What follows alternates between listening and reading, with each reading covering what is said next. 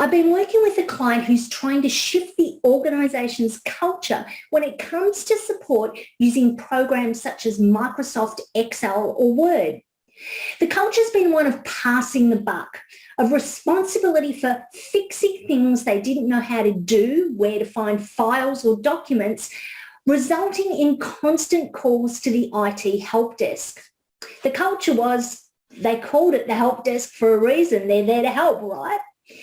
In this organisation, technology training was considered an expense, with the help desk looked upon as the source of all answers, as opposed to a resource to support organisational connectivity and security.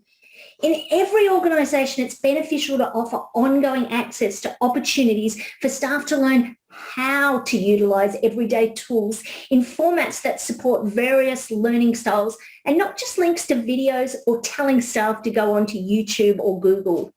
When structures and relevant learning opportunities are not offered, employees can feel organisations don't support them and their productivity. The result is disengagement, presenteeism and absenteeism. All of these are costly to an organisation's bottom line and more of a cost than an investment in building internal capability. What is your organisation doing to create solutions to meet your team or your organisational needs in a way that supports your team to increase productivity, engagement and collaboration? If I can help, let me know.